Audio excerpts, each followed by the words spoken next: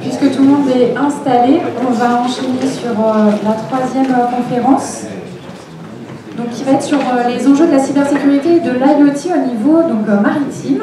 Et donc on accueille, merci beaucoup d'être avec nous, Pascal Virel qui est chargé de mission pour ComCyber et Jean-Michel Kergoat qui est chargé de recrutement des officiers cyberdéfense pour la Marine nationale, qui est le partenaire de l'événement.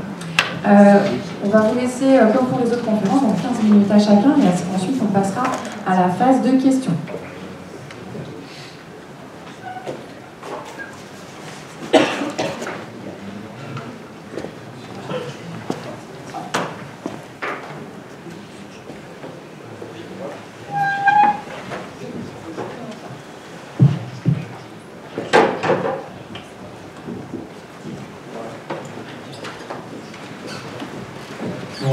Les anglo-saxons, en général, ils commencent par une longue histoire de capter l'attention de l'auditoire. Alors ici, on n'a pas le temps parce qu'il y a la maîtresse du temps qui va me demander. Donc je vais juste vous donner un geste rapide pour la planète. Vous prenez vos collègues de travail, vous mettez à votre gauche tous ceux qui brassent l'air en permanence, vous mettez à votre droite tous ceux qui vous complairent, au milieu vous avez la clim gratuite. Bon, voilà, un peu de sérieux maintenant.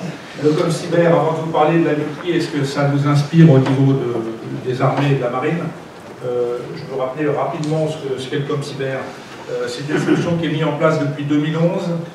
C'est le point de départ d'une montée en puissance de cette action des armées dans tout ce domaine.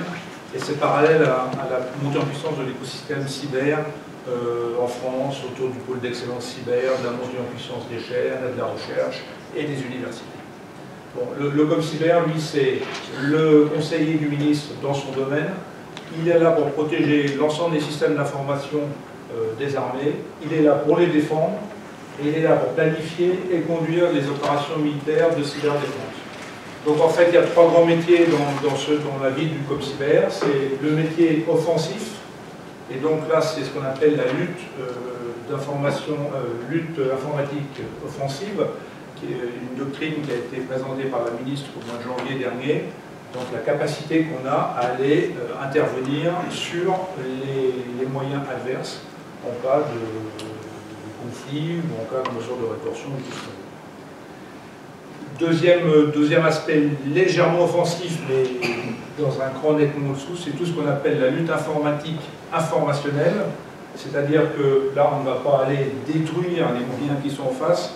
C'est une veille essentiellement quotidienne des réseaux sociaux pour aller regarder l'information qui est véhiculée, l'image qui est donnée de la défense, de ce que font les armées sur le terrain, et éventuellement intervenir dans le sens où on va remettre les choses à l'endroit, essayer de rétablir la vérité en intervenant sur ces réseaux sociaux. Donc on est là dans du soft. Deuxième métier, c'est tout ce qui est la défense, donc c'est tout ce qui est la lutte informatique défensive. Il y a à la fois la protection des systèmes en amont, donc la SSI bien classique, et puis derrière, il va y avoir l'audit, parce qu'on a une capacité d'audit importante, puisque derrière, lorsqu'on a mis en place un certain nombre de systèmes, avant qu'ils soient en production, on va s'assurer qu'ils ne vont pas nous polluer la vie et nous poser des problèmes en matière de SSI.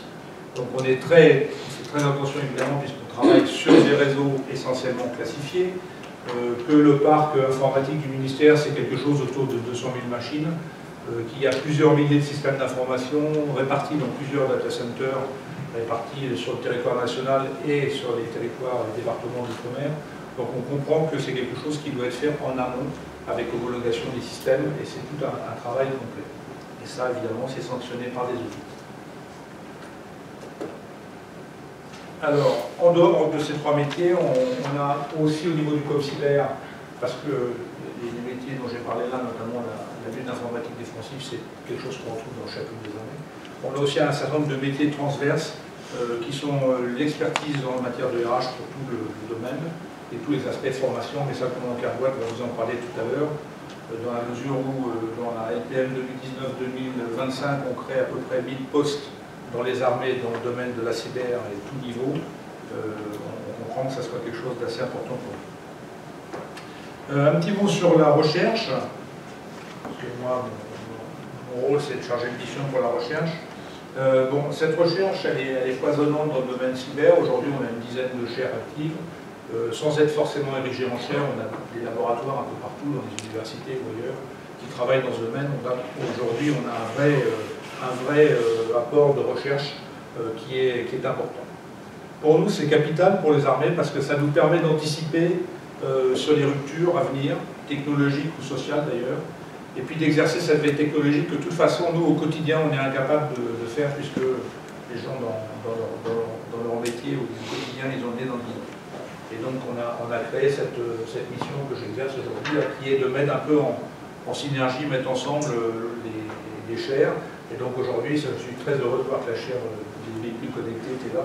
Ça montre bien que sur un sujet comme les IoT, on est vraiment avec des convergences d'intérêt. Bon, l'enjeu principal pour nous en termes de recherche aujourd'hui tourne autour de la souveraineté. Enfin, c'est une des préoccupations majeures parce que c'est un domaine où on estime devoir garder notre capacité d'action en ayant recours à des solutions nationales. Et ça ne concerne pas uniquement le ministère des Armées, ça concerne aussi toutes les entreprises et les industries.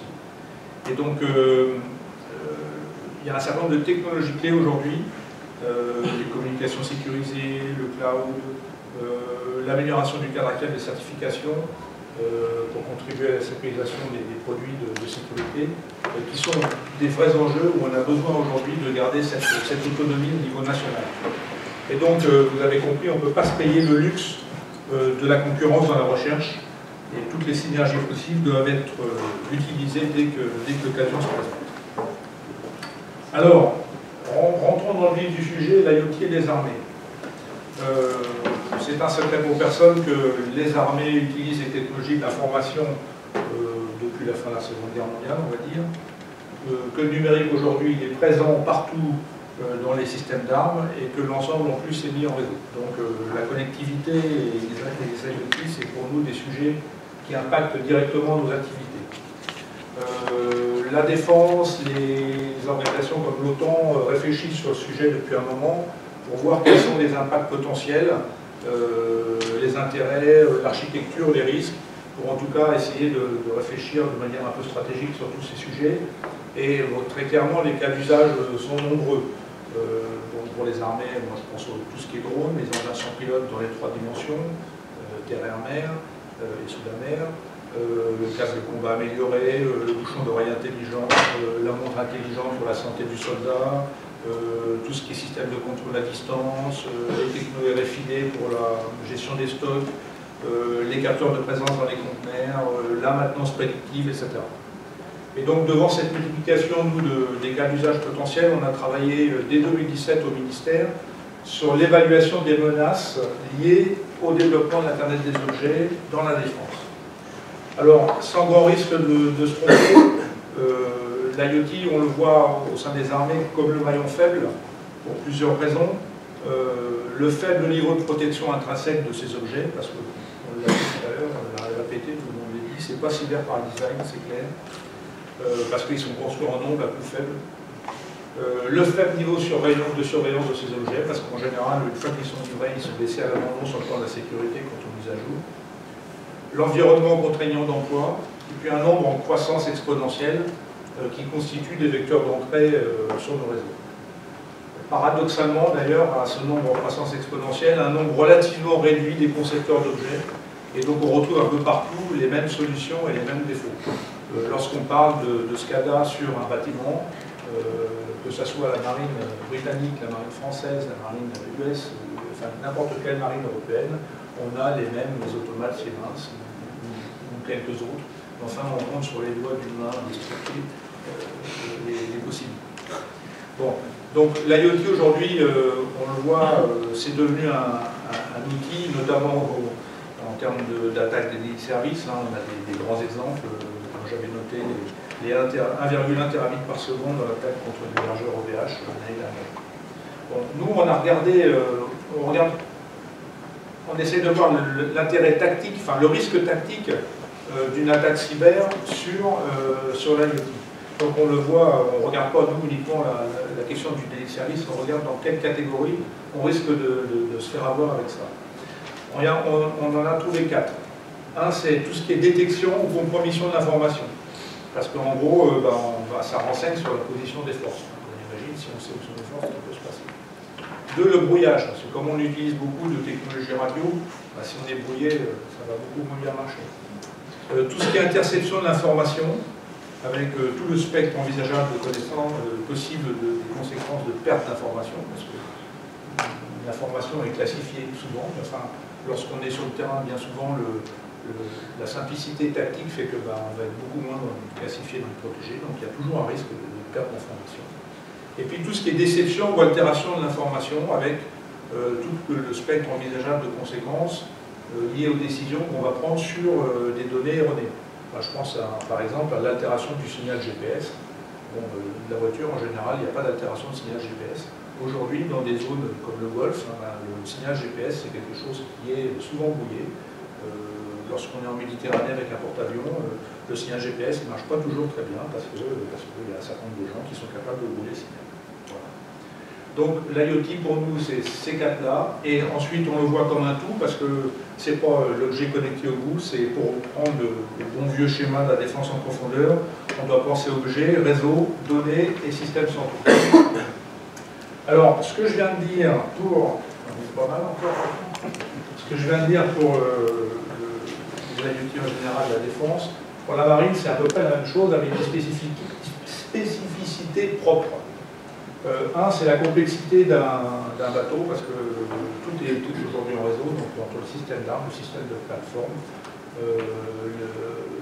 les commandes de barres, de passerelles, c'est beaucoup de choses.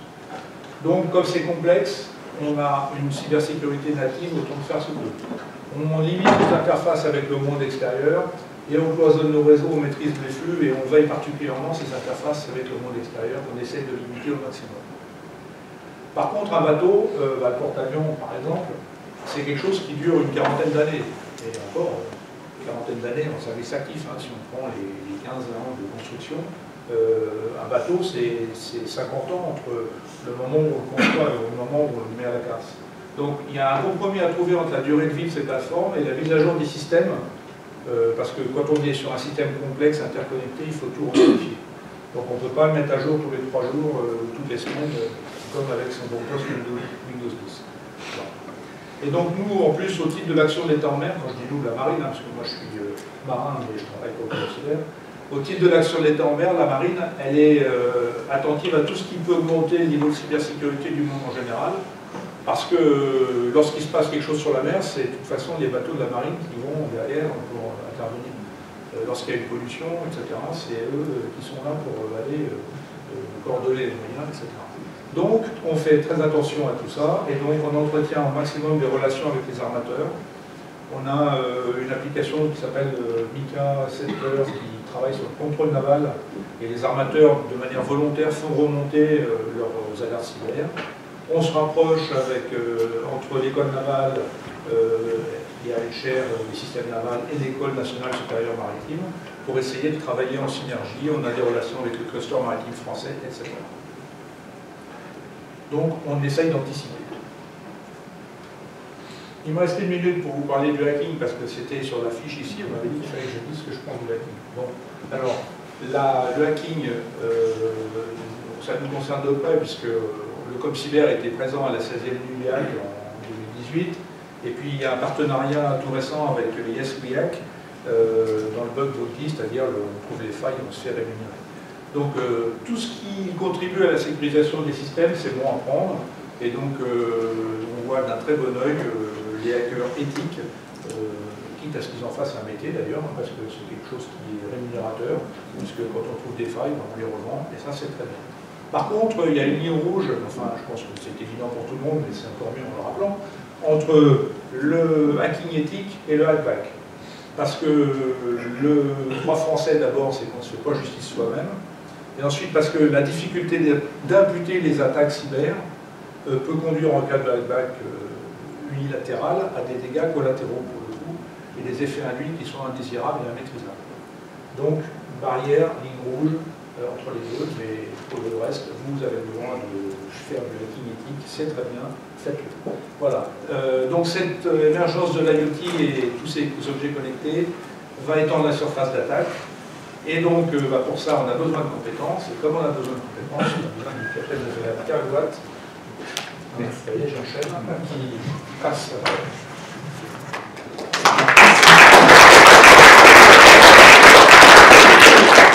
Merci beaucoup. Donc on enchaîne sur la présentation suivante. Alors j'ai le redoutable privilège de parler après vous, amiral, mais comme je vais passer du côté obscur de la porte, je vais pouvoir enfin parler des marines. Alors parler de recrutement alors que le sujet concerne l'IoT, ça va être un petit peu compliqué. Cependant, on va essayer. Voilà. Lorsque l'on vous présente cette image, vous allez dire, on voit effectivement que la France est un grand État maritime, deuxième puissance mondiale, etc. C'est pas le sujet. Moi, ce que je vois là, ce sont des flux maritimes qui couvrent l'ensemble du globe, qui irriguent notre économie, avec des potentielles vulnérabilités, et surtout qui représentent en gros 90% de tout ce qui existe dans cette salle. Parce qu'il est bon de rappeler que 90% de tout ce que vous avez sur vous, ou en gros qui circule commercialement dans le monde, est passé un jour ou l'autre par un milieu maritime.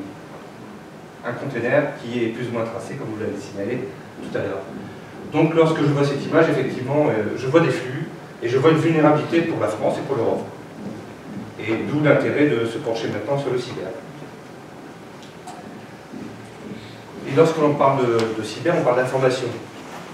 Il est bon de se rendre compte de la manière, ce que représente le flux d'informations dans le monde maritime.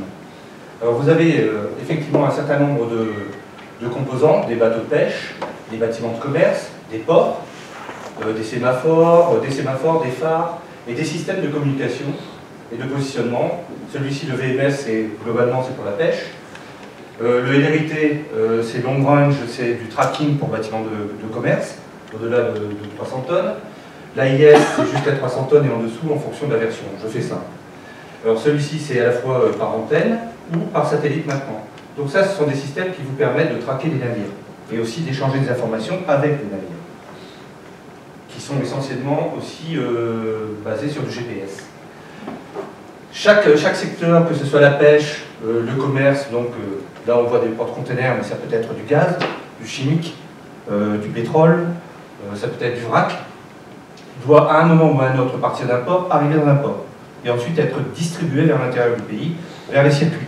Donc, nouvelle zone de transfert d'informations, d'échange et de vulnérabilité potentielle. Actuellement, en France, on s'inquiète beaucoup de cette partie-là. Vous voulez bloquer une économie d'un pays, vous bloquez un aéroport principal, vous bloquez un port bien choisi. C'est assez simple à effectuer.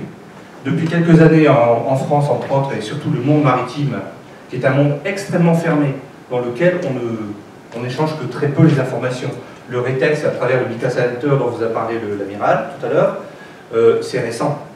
Il a fallu des années de travail pour parvenir à les convaincre, échanger avec eux des informations à fond perdu, de manière à leur montrer à quel point nous pouvions leur être utiles.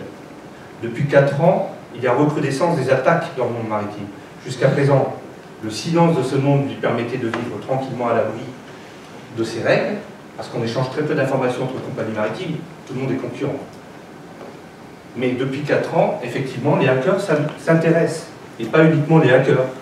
Il y a les États, des puissances financières, la lutte commerciale internationale. Et là, on se rend compte qu'effectivement, ce monde maritime est extrêmement vulnérable. Parce que les systèmes SCADA, entre autres, au niveau des ports, au niveau des bateaux, ont été pensés avec très peu de sécurisation initialement. Tout ça a un coût. Donc, pour se rendre compte de ce qu'est le monde maritime, là, vous imaginez qu'en plus de ça, vous avez des bâtiments de combat qui circulent dans le secteur et qui échangent des données. Donc ça fait des volumes de données absolument gigantesques qui s'échangent entre la Terre, la mer et via des satellites, des câbles sous-marins, parce que contrairement à ce qu'on pourrait penser, l'essentiel des informations passe par des câbles sous-marins. À peine 10% des informations que vous utilisez passent par des satellites. Donc tout ça, c'est à protéger et ça rentre réellement dans le monde du cyber. Donc c'était, je pense, important de se graver ça dans l'esprit. Alors, le cyberspace, tel que nous le définissons, c'est un milieu particulier, bien évidemment, mais ça, je ne vais pas m'étendre là-dessus, mais si ce n'est que c'est un milieu réellement transverse aux autres milieux. Il y a une continuité entre le producteur qui met sa production dans un conteneur qui est transporté par un camion vers un port, qui est embarqué sur un bateau, manipulé au passage par des grues, qui ensuite traverse la moitié du monde pour refaire le chemin inverse jusqu'à votre assiette. Donc il y a une continuité totale de l'information à tous les niveaux. D'où actuellement l'émergence de la blockchain. Blockchain qui est étudiée d'ailleurs dans cette université et à travers son nouveau centre, son nouveau campus universitaire des Sables d'Olonne. La cyberdéfense militaire, je ne vais pas m'étendre dessus, Amiral, vous en avez amplement parlé. Ce n'est que c'est effectivement un ensemble d'actions qui est commune. Alors, par contre, à ce niveau-là, pour ce qui est de ma partie de recrutement, certes, je suis marin, notre recrutement s'effectue au profit du ComCyber. Il n'y a pas de différence entre armées, ni entre administrations.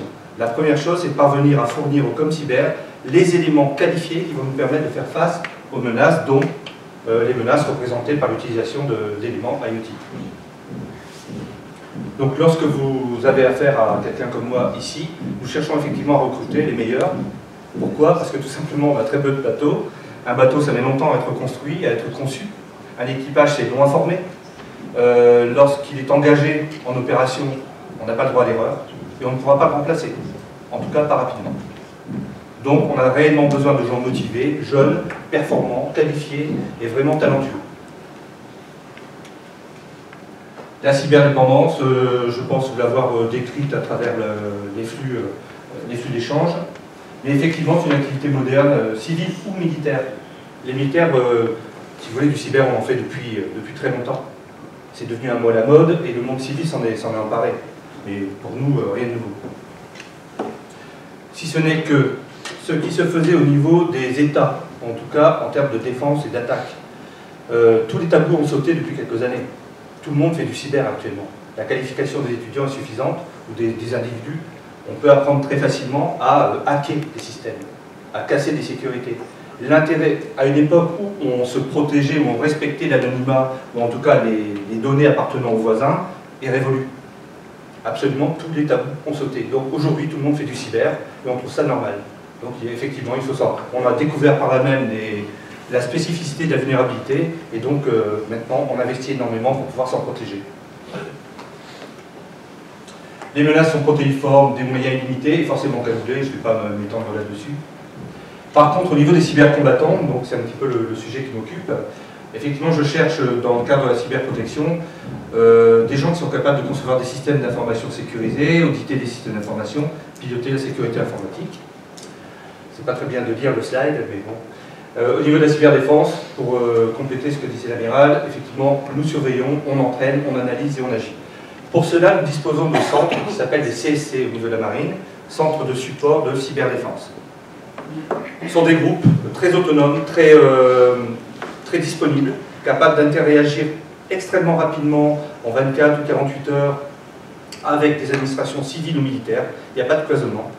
Spécialisés pour ce qui nous concerne au niveau marine. Encore une fois, c'est un monde très spécifique, avec ses outils, avec ses codes. Et pour comprendre la cybersécurité et pour pouvoir se défendre d'attaque, il faut comprendre les modes d'action des gens qui viennent vous embêter, et surtout de comprendre le monde dans lequel vous évoluez. C'est essentiel, pour pouvoir contrecarrer les attaques. Donc on a besoin de jeunes qui viennent au statut d'officier, qui viennent s'insérer dans ces équipes qui sont réellement très dynamiques, bien équipées et très mobiles. Ce sont des gens qui vont avoir des responsabilités immédiates et qui vont devoir faire montre de leur capacité, en gros des résultats de leur enseignement, avec une grande autonomie. Les opportunités de métier, je vais passer rapidement là-dessus parce que ce n'est franchement pas le sujet aujourd'hui. Cela dit, voilà, on offre des contrats d'1 an pour découvrir, ça permet un petit peu de souffler après les 5 ou 6 ans d'études qui amènent en général au master ou au diplôme d'ingénieur ou au master spécialisé. Et ensuite, on propose des solutions de type 4 ans à 8 ans, et on peut aller beaucoup plus loin dans la carrière. Nous ne nous faisons aucune illusion quant à la capacité des jeunes, pas la capacité, à la volonté des jeunes de s'inscrire dans des carrières longues. Ça n'est pas du tout dans le vent de l'histoire actuelle.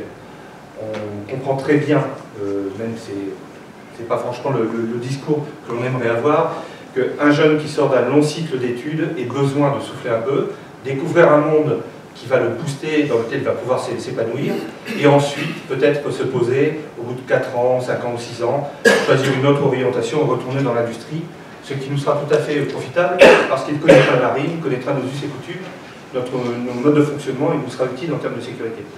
Donc le passage d'une carrière à une autre ne nous effraie absolument pas. On trouve ça même plutôt salutaire.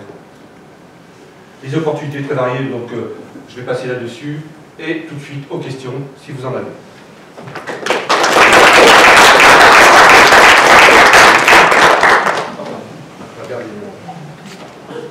Vous pouvez garder. Effectivement, on passe à la partie des questions. Si vous en avez, n'hésitez pas à nous en répéter. Oui.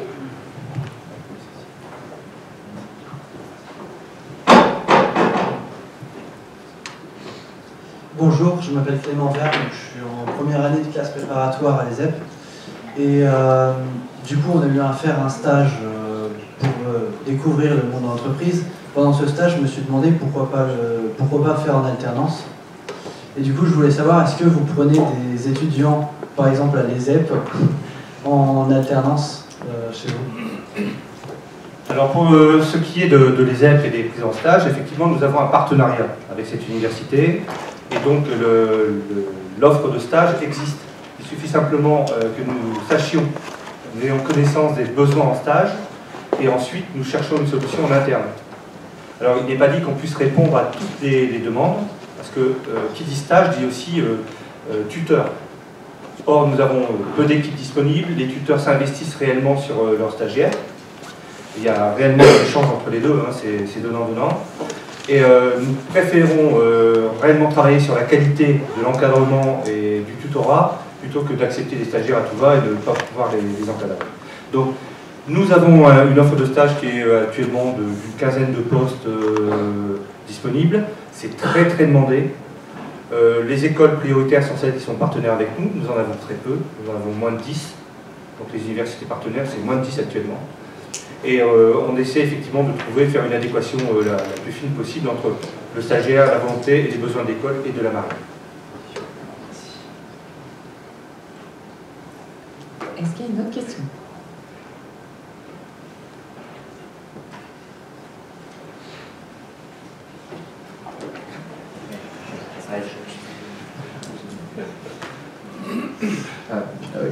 J'ai déjà une remarque et après une question qui s'adresse à tous les deux, peut-être juste à l'amiral.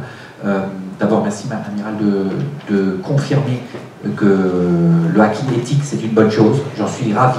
Ce n'était pas le cas il y a une dizaine d'années quand on s'est positionné sur ce sujet, mais aujourd'hui je suis ravi de voir que vous véhiculez ça officiellement. Je pense qu'on a pris la petite vidéo et si vous êtes d'accord, on le relaiera un petit moment derrière, mais c'est vraiment une approche qu'on essaie de cultiver très très fortement. Effectivement, on pense qu'on peut mieux défendre en ayant une attaque du système et de sécuriser.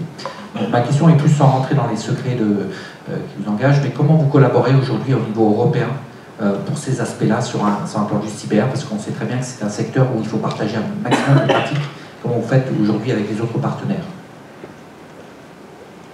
Alors, le ComCyber, il a des entrevues et des rencontres avec ses homologues,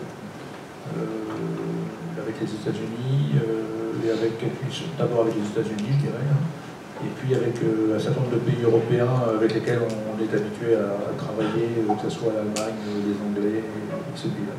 Voilà. À ce stade, on est quand même sur des données et sur des sujets très nationaux. Donc c'est des échanges sur les bonnes pratiques, sur la manière de faire, mais on ne montre pas trop comment on fait quand même. Donc on reste discret. Monsieur, vous avez une question également, je crois? Non? Est-ce qu'il y a une... Est-ce qu'on peut poser des questions quand on est... Ah mais complètement. Alors, moi je vais me poser une question. La lutte informatique offensive, pourquoi? Pouvez-vous en dire plus? Voilà. Alors non, je ne vais pas vous en dire beaucoup plus, parce qu'on est quand même pour le coup sur des sujets très sensibles et donc très confidentiels. Donc la ministre, quand elle a présenté son affaire, en même temps il y a eu un document qui a été publié, je l'ai montré sur la planche. Vous pouvez aller le consulter, il est sur internet en ligne, c'est ce qu'on appelle les éléments publics de lutte informatique offensive. Vous faites éléments publics et vidéo sur Quant, pas sur Google, hein, sur Quant, et vous allez avoir toutes les informations. Bon, il faut replacer ça dans son contexte. c'est quelque chose sur lequel on a toujours été discret jusqu'à maintenant. C'est pas parce qu'on était discret que ça n'existait pas. Simplement, il faut se remettre dans le contexte géopolitique du moment. Il ne vous a pas échappé qu'il y a certains processus électoraux dans certains pays qui ont l'air d'être vaguement influencés par d'autres. Voilà, même en France d'ailleurs, on dit que les mails de Macron, de l'équipe de campagne du président actuel, avaient quand même fuité. Et puis bon, voilà, il y a un certain nombre d'actions, il y a des réseaux électriques qui tombent en Ukraine, on ne sait pas pourquoi, tout ça. Voilà. Donc l'idée, c'est quand même de dire, et ça a un aspect dissuasif, un peu comme la dissuasion nucléaire, même si on n'est pas du tout dans le même registre, hein, pour me faire dire ce que j'ai pas dit sur Twitter. On est quand même dans une idée dissuasion. C'est-à-dire qu'on dit, bah, écoutez, on n'est pas dupe de ce qui se passe et on a des moyens de rétorsion, quitte à s'en servir le cas échéant. Après, on peut voter pendant des heures, puisque c'est ce que j'ai dit tout à l'heure, la difficulté c'est bien de savoir qui est responsable et d'attribuer. Et si on savait attribuer à coup sûr, bah, ça serait beaucoup plus simple, mais c'est tout un sujet de recherche. Merci. Est-ce qu'il y a une dernière question éventuellement? Oui.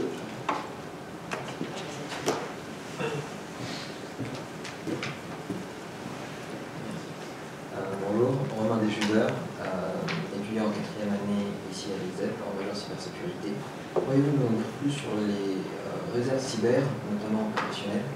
Parce que par exemple, je suis réserviste au 6e régiment du génie d'Angers. Simplement, j'ai été affecté à la compagnie de franchissement de réserve. Du fait de mon emploi du temps, je suis absolument incapable de faire les formations, ce qui fait que comme l'encadrement n'est pas forcément très content de ma présence aux formations. Existe-t-il un moyen de passer dans une réserve qui correspond à mon domaine d'activité? Effectivement, c'est un cas de figure qu'on rencontre fréquemment. La réserve opérationnelle, ce sont 5 jours minimum par an. Déjà. Donc, au niveau de l'emploi du temps, lorsque j'ai affaire à des jeunes qui veulent s'engager dans la réserve, ou des moins jeunes d'ailleurs, parce que les cadres sont très intéressants aussi pour nous, on leur explique bien qu'on ne va pas leur imposer un nombre de jours, on leur propose des postes, et on leur soumet une demande de disponibilité, on discute avec eux, ils nous disent, bon ok, je vais avoir 10 jours, 15 jours, etc., et on s'arrange. Voilà. Tout dépend de votre disponibilité. Le contrat sera fixé là-dessus. Ensuite, effectivement, il y a le CRPOC. On a un centre qui regroupe toutes les capacités en cyber. Et ça, c'est interarmé. Ça dépend d'ailleurs du ComCyber. On travaille très très bien avec eux. Vous pourriez très bien être rattaché à un poste disponible sur un CSC à Brest, Toulon ou Paris. Mais vous pourriez aussi être rattaché au CRPOC, où là, vous seriez convoqué pour participer à des exercices, des entraînements ou des actions dans le monde du cyber. Des renforts si nécessaire. Alors, la méthode est très simple, c'est tout simplement, il faut démissionner de son premier poste pour pouvoir ensuite signer dans le second. C'est tout. Vous n'êtes pas lié pied et poing à un engagement dans la réserve pour une armée ou pour une autre. Cela dit, le CRPOC embauche aussi des gens de l'armée de terre et de l'armée de l'air. Donc il n'est pas forcément nécessaire de démissionner de votre contrat actuel. Le tout, c'est de bien poser la question. Et si vous avez un blocage, vous pouvez toujours revenir vers nous. Ils ont les contacts ici, on vous aidera à trouver la solution. Mais effectivement, en 4e année, avec une dominante cyber, il est quand même dommage de vouloir faire autre chose que ça. On a beaucoup mieux à vous proposer, ça c'est certain. Est-ce que vous avez des questions, des compléments? Alors moi j'avais une question, enfin, si vous aviez une question? Oui, je voulais, dans le cadre des élections européennes, est-ce que c'est à chaque étape d'assurer la cybersécurité de sa propre élection? Est-ce qu'il y a quelque chose au niveau de la Commission? Joker. Je pense que c'est chaque État qui se débrouille, parce que chaque État organise ses élections avec les méthodes de vote actuelles. Il y en a qui doivent faire du vote électronique, c'est pas le cas en France, ou très peu.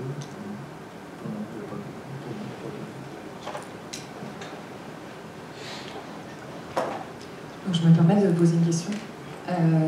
Pour rebondir à la fois sur une question qui a été posée et puis sur votre intervention, vous avez parlé du besoin de recrutement de la marine. Il y a eu des questions sur comment devenir marin. Est-ce que vous pourriez, c'est une question à toi parce que je connais la réponse, mais je trouve que le sujet est intéressant. Est-ce que vous pourriez nous parler des bourses qui sont proposées aux jeunes par la marine pour justement les inciter à devenir marins, mais marins experts? Alors, actuellement, au niveau du recrutement, nous sommes très très ouverts. C'est-à-dire que vous savez que la demande est forte, aussi bien dans le monde civil que dans le monde de l'administration en général et militaire en particulier. Donc, on ne peut pas, pour des raisons de grille indiciaire, s'aligner sur les salaires du civil. Par contre, on compense, effectivement, en proposant des bourses. Donc, pour un jeune qui s'engagerait actuellement chez nous, il y a différents types de bourses. Il y a des bourses qui sont attachées à la formation. Disons qu'un jeune en 3e année est intéressé par une carrière dans l'armée, ou en tout cas un engagement initial dans l'armée.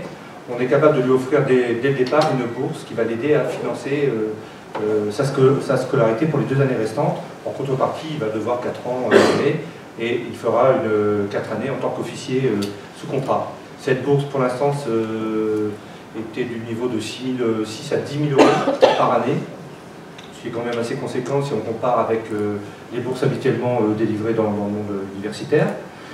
Et ça nous engageait aussi à leur proposer des terrains de stage correspondant aux études suivies et aux futurs postes qu'il allait occuper, donc une pré-professionnalisation, on s'est bien sorti. Ensuite, les terrains de stage et déjà la désignation de l'unité dans laquelle il allait être affecté. Donc il n'y a pas de surprise, il y a une continuité totale entre la formation universitaire, les bourses qui permettent de la poursuivre et l'intégration ensuite dans l'armée qui commence bien avant d'avoir signé le contrat. Voilà. Ça c'est le premier point.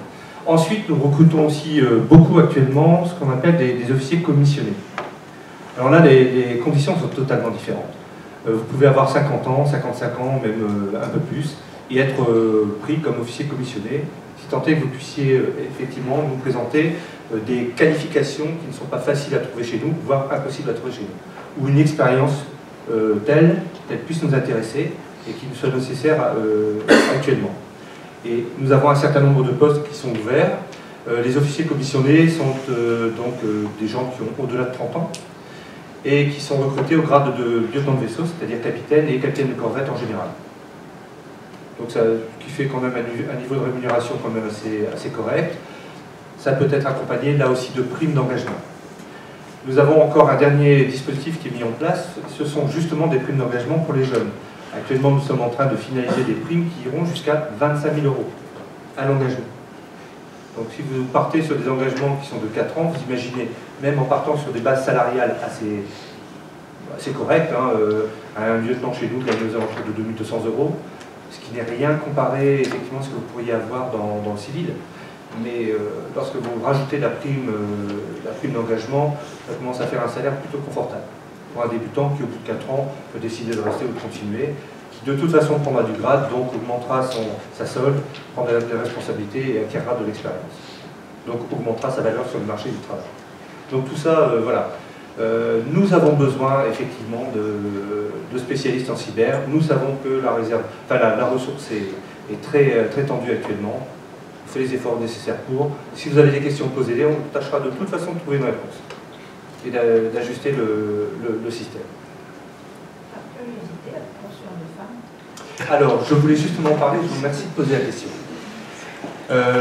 Dans le cyber, nous déplorons réellement, et croyez-moi, je fais le tour des universités en France en permanence, du très faible taux de femmes représentées.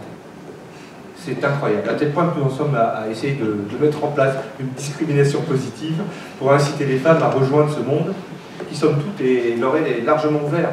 Et je crois que, et pour en avoir pas mal discuté, nous sommes en gros victimes encore de l'image du bon gros hacker avec son paquet de chips, sa bière à la main et ses écrans très sales et ses mégots de cigarettes un peu partout. Bon, il faut avouer que effectivement certaines séances de travail, travaux dirigés en salle, avec un manque de ventilation, donnent une idée assez précise des odeurs qu'on peut récupérer dans les salles de cours. C'est vrai que c'est pas tellement ragoûtant parfois, ou lors de CTF, ça transpire quand même beaucoup. Mais bon, j'ai rencontré des femmes qui s'épanouissaient. Cela posé, dans la marine, nous avons une action très forte avec des associations féminines, entre autres des personnels féminins qui travaillent dans le monde de la cyber, de l'informatique en général et de la cyber en particulier.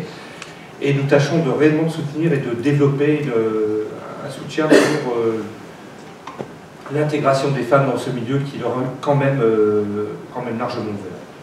D'autant que nous avons réellement besoin en fait, des deux approches féminines et masculines dans ce mandat. Voilà. J'ai répondu à votre question. Merci beaucoup. Juste un point, si vous permettez. Madame Florence Parly, donc la ministre de la Défense, a reçu récemment une délégation de jeunes femmes de la Défense, officiers et non-officiers, et a insisté lourdement sur cet aspect. Dans les armées et dans le cyber en particulier, nous avons besoin effectivement de personnel féminin. Merci beaucoup.